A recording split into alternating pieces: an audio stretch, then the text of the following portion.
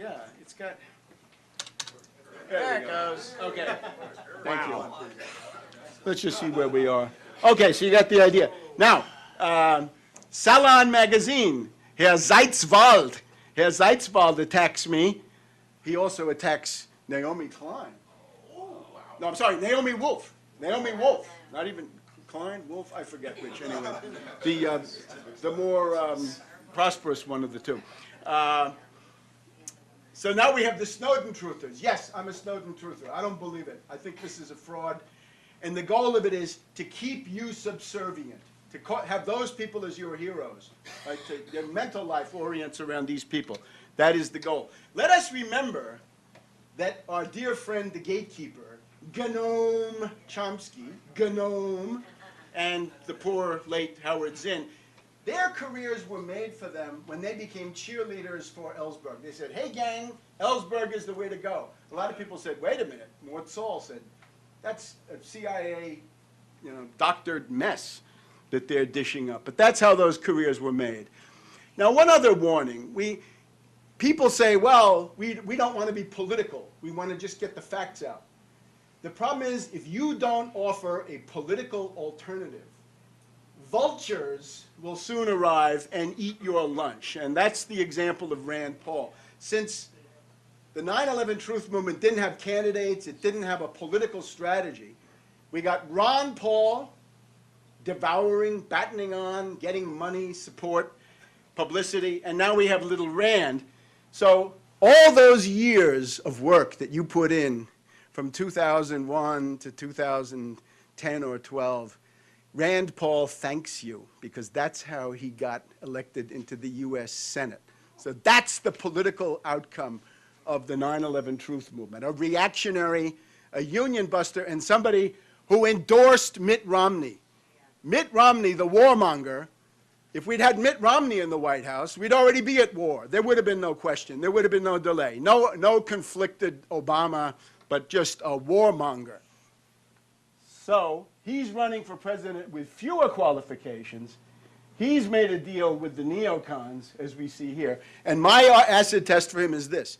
You oppose war, great. Pledge to lead a filibuster. Not just vote against it, not just that you filibuster it, right, with your depends, but you organize and lead a filibuster. And he is not going to do that because he wants to be president. He doesn't care about war and peace. He's an unprincipled opportunist and adventurer. Now, on the hopeful side, just a couple of more minutes. This summer and autumn are giving birth to the Tax Wall Street Party. You've heard of Occupy Wall Street, right? This is rather more radical, wouldn't you say? Not just occupy some park, but tax Wall Street. Get them in the labanza. Make them pay. It takes the form of a sales tax on Wall Street, the Wall Street sales tax. They deal quadrillions of derivatives. They pay zero tax. You buy a pair of shoes, you pay from 7 to 10 to 12%, depending on the state. And we've got a candidate for mayor of New York, and that's Randy Credico, who's a very well-known civil rights activist. He was associated with the late William Kunstler and became the head of Kunstler's Foundation for Racial Justice.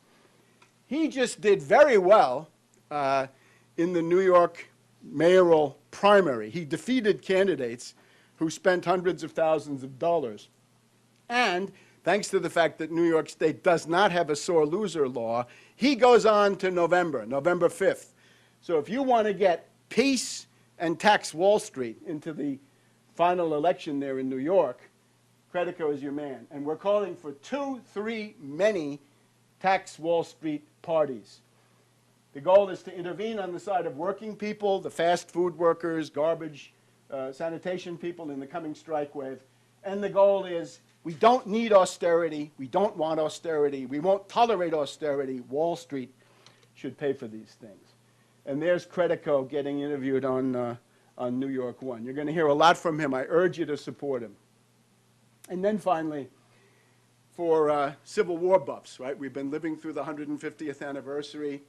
We had Gettysburg at the beginning of June, Vicksburg on the 4th. We're going to have Chickamauga in just a couple of days. But the biggest, I think, anniversary of 1863 to 2013 is the arrival of the Russian fleets in New York City on September 24th, 1863, and in San Francisco on October 12th, 1863. And here are the Russian sailors on one of the Russian warships, and you can see the headlines that a new alliance is being cemented between the United States, meaning the Union, meaning Lincoln, and Tsar Alexander II of Russia, who had freed the serfs. So between the freer of the slaves and the freer of the serfs, we have this important fact. Now, you probably never heard this, right? Because this is not the stock in trade of James McPherson or others.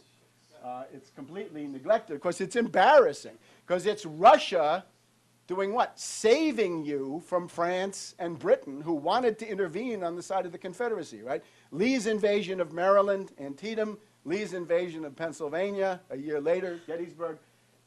Those were bids for recognition from London and Paris, from Napoleon III in Paris and Lord John Russell, Lord Palmerston, and Gladstone in London. And it was the Russian fleets and the tremendous military power of Russia that backed that up. So I invite you to attend the 150th anniversary commemoration for the arrival of the Russian fleet in New York. That was September 24th, 1863. This time it's going to be the McClendon Group at the National Press Club, Tuesday, September 24th at 7 p.m.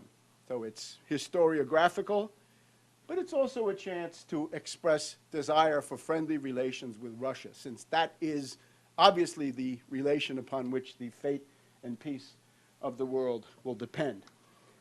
And there's, this is quite a, it's a considerable fleet. And they had sealed orders. If the British and the French attack Lincoln, they put themselves as part of the United States Navy, and they go out and destroy British merchant shipping all over the world. And with that many ships and the other number in San Francisco, they could have done it. The question is, when the Confederate raider Alabama was reported to be approaching San Francisco, there were no Union vessels in the port. The Russian admiral cleared for action. So the Russian admiral was going to defend San Francisco from the Confederates. And I think that is an important fact. Now, in terms of how you break through, well, the Reichstag fire teaches us, right? After the Reichstag fire in 1933, Hitler and Goering, who had done it, blamed the communists. And it has been rightly said, if Hitler had won the Second World War, the communists would be guilty today. It's only the defeat of Hitler that allowed the door to open to the truth that Goering had done it personally.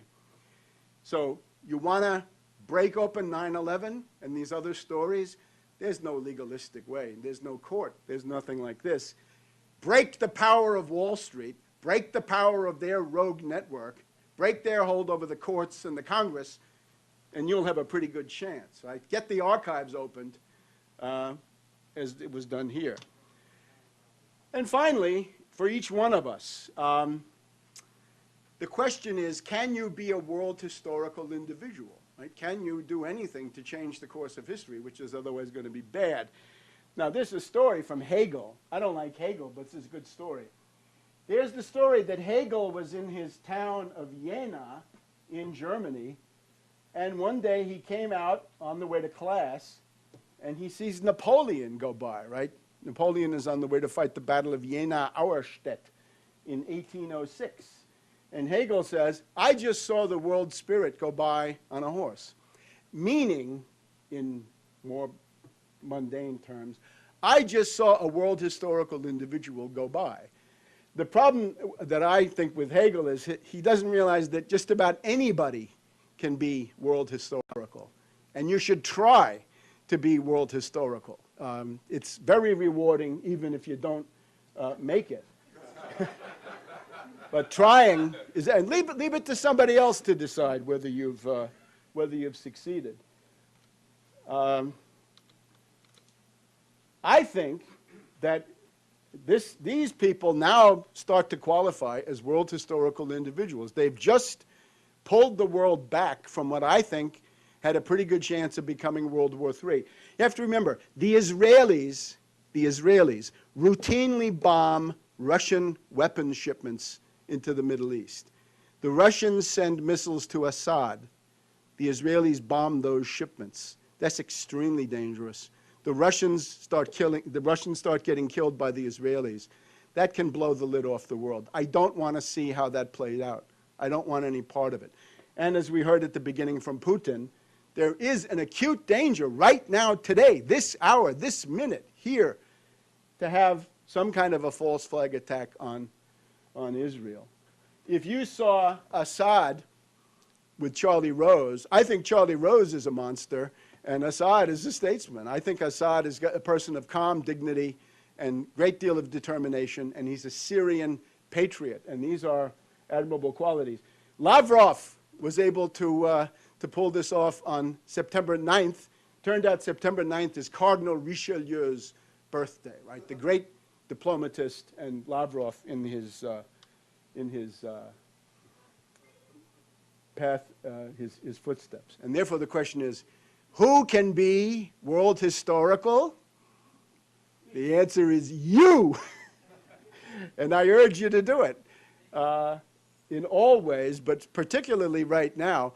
Help pull the world back from the brink of this conflagration in the Middle East, which is open-ended and can easily become World War III. So thank you very much. Oops.